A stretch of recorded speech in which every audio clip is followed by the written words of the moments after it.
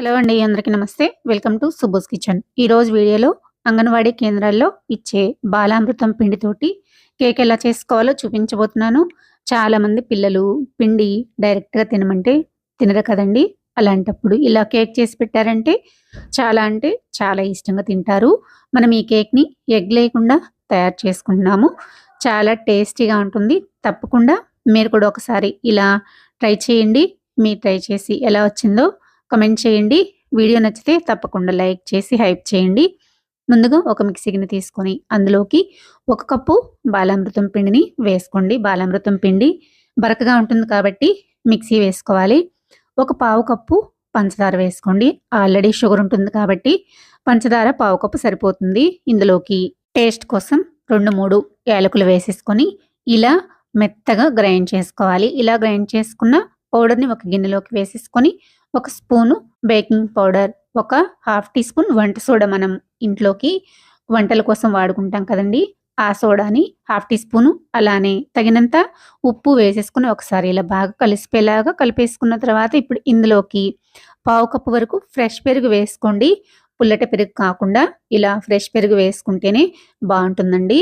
ఇలా 1/4 కప్పు పెరుగు వేసుకుంటే కరెక్ట్గా సరిపోతుంది. 1/4 కప్పు పెరుగు వేసుకున్న తర్వాత మొత్తం బాగా కలిసిపోయేలాగా స్పూన్ తోటి కానీ లేదంటే విస్కర్ తోటి కానీ ఇలాగా కలిపేసేసుకోండి. మనం ఇందులోకి కోడిగుడ్లు ఏమీ వాడటం లేదు కాబట్టి పెరుగు వేసుకుంటే కేక్ చాలా సాఫ్ట్గా బాగా వస్తుందన్నమాట. ఇప్పుడు ఇందులోకి 2 టేబుల్ స్పూన్ల వరకు నెయ్యిని వేసుకుంటున్నాను.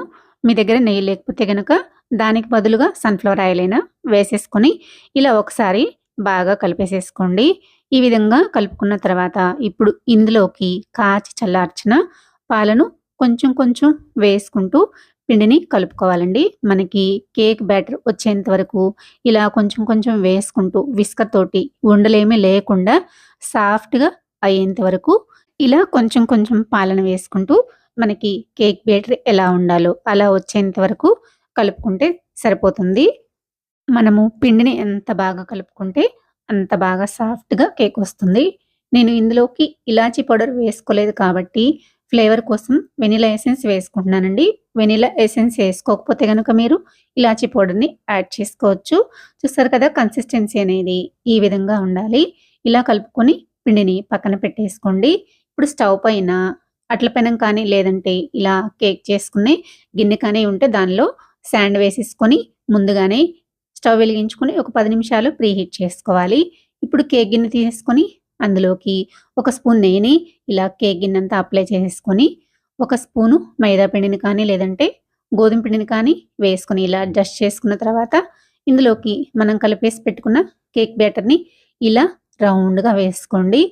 మీ దగ్గర కేక్ గిన్నె లేకపోతే కనుక అల్యూమినియం గిన్నెలో వేసేసుకొని కుక్కర్లో స్టాండ్ పెట్టేసేసుకొని అలా అయినా చేసుకోవచ్చండి. ఇలా పిండిని వేసుకున్న తర్వాత ఒకసారి ట్యాప్ చేసామంటే పిండి బాగా సెట్ అయిపోతుంది. ఇప్పుడు అట్ల పెనం హీట్ అయింది కదా, దీని మీద కేక్ గిన్నె పెట్టేసుకొని మూత పెట్టేసి మీడియం ఫ్లేమ్లో పెట్టుకుంటే కనుక 30-35 నిమిషాలు, అదే సిమ్లో పెట్టేసుకుంటే కనుక 40-45 నిమిషాల పాటు బేక్ చేసుకోండి. ఒక 15 నిమిషాల తర్వాత మూత తీసేసి మనం కట్ చేసి పెట్టుకున్న డ్రై ఫ్రూట్స్ని ఇలా పైన వేసేసుకుంటే చూడ్డానికి బాగుంటుంది, టేస్ట్ కూడా బాగుంటుంది. ఇలా పిండి వేసుకోగానే వేసుకోవచ్చు కానీ అలా వేసుకున్నామంటే లోపలికి పోతాయండి. ఇప్పుడు కొంచెం ఉడికించినాక వేసేసుకున్నామంటే పైన మనకు కనిపిస్తూ ఉంటాయి. ఒక 40 నిమిషాల తర్వాత ఉడికిందో లేదో ఒకసారి చెక్ చేసుకుందాము. ఇలా చాకు పెట్టి లోపలికంటా పెట్టి చూసామంటే చాకు ఇలా నీట్గా క్లీన్గా వచ్చేసిందంటే మనకి కేక్ ఉడికిపోయిందనమాట. ఇప్పుడు స్టవ్ ఆఫ్ చేసి కేక్ మొత్తం చల్లారిపోయిన తర్వాత ఇలా చాకుతోటి రౌండ్గా ఎడ్జెస్ని ఒకసారి కదిలించేసుకొని ఒక ప్లేట్లోకి బోర్లించేసుకోండి. చూసారు కదా, కేక్ అయితే చాలా బాగా వచ్చిందండి. టేస్ట్ కూడా చాలా బాగుంటుంది.